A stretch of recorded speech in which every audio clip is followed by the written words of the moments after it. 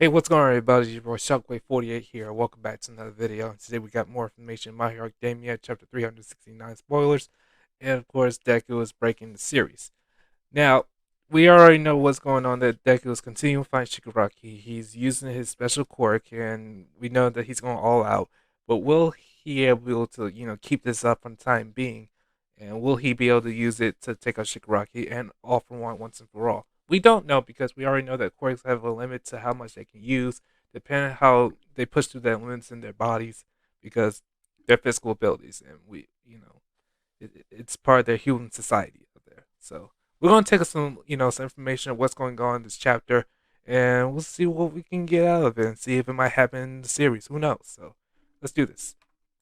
So we got the 369 spoilers, and this chapter is really strong. Like, one of the best of this arc so far, easily. Like, Izuku is going off in this one, and there's so many great sequences. So let's just get into it. Chapter begins with a flashback of All for One choking the second user as he's bleeding. He says that his quirk was only capable of controlling small objects, and we see All for One crushing a bullet headed his way from behind him without touching it. All for One says that he was an annoying insect with a quirk that was no more than a little hindrance. So he doesn't understand why Deku can use it in such a strong way, why he can see the second and Yoichi's ghosts behind the boy. So this is really interesting. We're getting a flashback of like over 100 years ago when All for One was actually fighting against the second user when he was still alive. And I don't know if this is necessarily their final battle or one of their battles, because as it says, he's bleeding from the face, and I guess this is how he got his scar. So either he escapes from this eventually and then he obtains the scar, and then that's how he gets it, or he gets the scar after he dies and it's represented in the vestige world. But this also lines up with what the second user was telling Izuku a couple chapters back. I think it was like 349, where he told him that his quirk now, which is apparently not called transmission and it's called gear shift, but his gear shift quirk is much stronger now, okay, since it has been amplified by One for All, and it's much stronger than it was when he had it back in the day, because apparently he'd only control small objects at that point. And I guess this does mean that his gauntlet things held projectiles that he would like touch, and then he could make them fire off like super fast. As for this bullet here, I don't know if he's manipulating that, because he's being held up in this sequence and the bullet's coming from behind him. So maybe it's somebody else firing it, maybe Yoichi, maybe the third user. And also it's being confirmed here that All for One can see the vestiges, which is really interesting. We asked this a couple videos back as well, and I don't know if this means that everybody can see the vestiges or just All for One, because you know how like the All for One quirk and the One for All quirk kind of have like this Wi-Fi-esque connection to them. The quirk is stronger because of One for All and can now control each cell individually. Used together with the raw strength of One for All, gives rise to a power that is able to distort the foundations of the world. Next, Deku hits Tomer All for One with a quintuple Detroit smash. The use of the smash onomatopoeia in this chapter is amazing. It's written 5 times on top of each other to convey the idea that Deku landed 5 blows in a second. Wow, this is amazing. So when Izuku activates gear shift and he touches himself, I suppose he's affecting all of his cells individually, speeding them up. Therefore, all of them working together, he as a being is being amplified via the speed of gear shift. And now he's like moving so fast that he's distorting the foundations of the world. And this sounds really amazing. I can't wait to see this in the chapter. But he's like moving so fast here that he can throw 5 Detroit smashes like nearly simultaneously. And they're all like layering on top of each other within a second. It's crazy. So how's an incredible sequence doing and all pretty this? much overpowered, pretty amazing, for sure. And I'll get into that. Deku's flying around the battlefield like a bullet, but Tomer All for One notices that his last blows were not as strong, probably because he has no more Fajin in stock. He prepares to intercept the next blow, but Deku shifts into first gear and slows down to avoid it. Danger Sense activates, and Deku sees that Tomer All for One is going to hit him.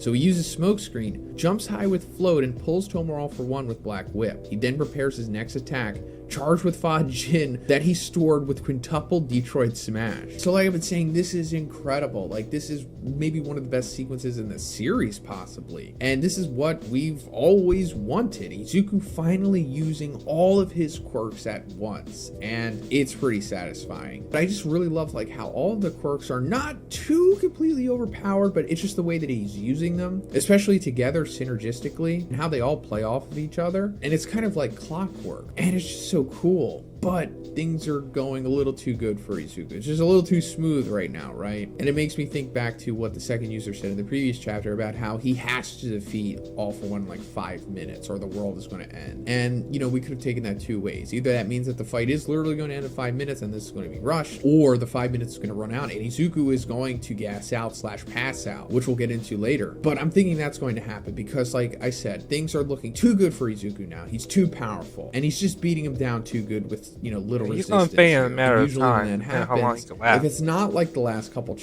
chapters, which I'm assuming that these aren't, he's eventually going to pass out, and then All For One is eventually going to get the upper hand again, and then, we're going to have to go into that whole ticking clock where, we got to get Izuku back to full power. The second user says that what Tomura All For One should fear is not the quirks, but the will that dwells within them. Deku remembers Banjo's words that he would be the one to complete One For All, and yells that he will end it once and for all, so that All For One won't hurt anyone else. The punch was so strong that it opened a hole in Tomura All For One's chest. Yoichi says that he can see his brother inside, and that what the round-eyed young man Mirio said is true. This fight is affecting the fusion between All For One and Shigaraki. The second says that the real deal starts now, and that he needs to remember Shimura's words, and that he cannot pass out yet. All For One begins an internal monologue saying that it's unfair because he has not yet been able to use any quirk to show how strong his new body is. So yeah, this goes back to what we were just talking about, and I think this means that Izuku is eventually going to pass out here without fully defeating All For One. But also All For One saying that it's unfair that I wasn't able to use all my quirks to show how strong his new body is. That's very true. As soon as this battle started, Monoma and Aizawa just hit him with the erasure, and they've been hitting him with that since then. It's never gone off. So we've never been able to see what he's truly been capable of here. We've only seen him just use his standard quirk singularity equipped body, which kind of acts like a quirk in itself, but it's not, obviously, because there's so much more that he could do. And that also goes into why Izuku's probably going to pass out, so we can eventually see what he can do. I think it would be a little anticlimactic if we never see what All For One / Shigaraki can do here, because it was built up for so long, oh my god, he's going to have the true All For One, all of the quirks that Yujiko has been building up and storing, even some new ones possibly that All For One couldn't use because his body just couldn't handle them, or it's going to revert him back to how All For One used his quirks in his prime, possibly. Erasure, the flying UA, the villains being divided, everything acted against him. This is when All For One screams, and 9 lights, very similar to the One For All ones, appear next to him. Deku looks confused, and Aizawa wonders if he still has some trick up his sleeve. All For One finishes his internal monologue by agreeing with Yoichi, saying that if all the efforts accumulated through the year are going to define the results of this battle, then he still has a winning chance. Cut to Spinner, who's giant and drooling, end of chapter. So I don't know what this means, and Horikoshi's cliffhangers have kind of been a little anticlimactic, so I'm not going to put too much on this, although it could be something. I mean, from what it's being described here, maybe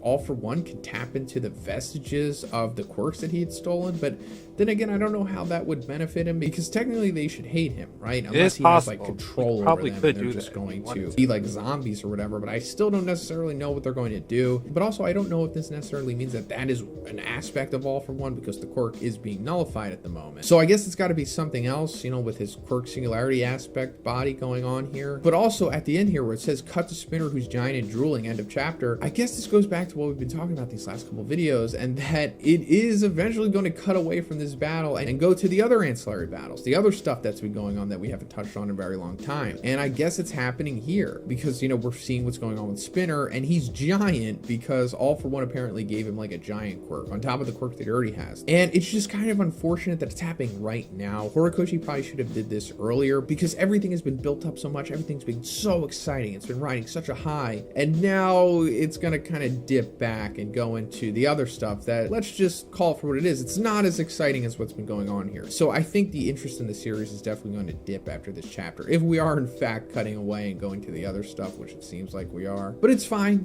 This prolongs the end, of course, and it gives the other characters the money. Okay, we're gonna stop here, guys. So we noticed that Deku is actually getting everything he has on of all his abilities and taking out All For One, and of course, of Shigaraki, as a matter of fact, trying to save him. But he's actually put a lot of effort into himself to do this, because now that the vestiges are right behind him, and then All For One can see the vestiges, and now that All For One knows that Deku's getting stronger, somehow things are going to be flipped around on this battle.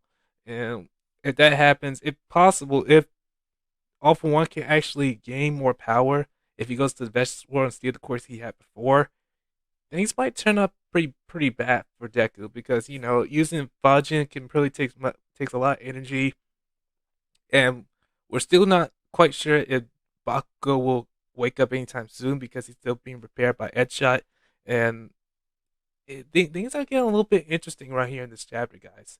I mean, we might just see how things are going to go well for these two, these two guys in this character in this chapter. I mean, it's a lot of information going on, but we know there are other battles besides this one, like Ochako fighting Toga, the others fighting somebody else. I don't know who. So we got a lot going on My Hero Academia season 6. So we got time.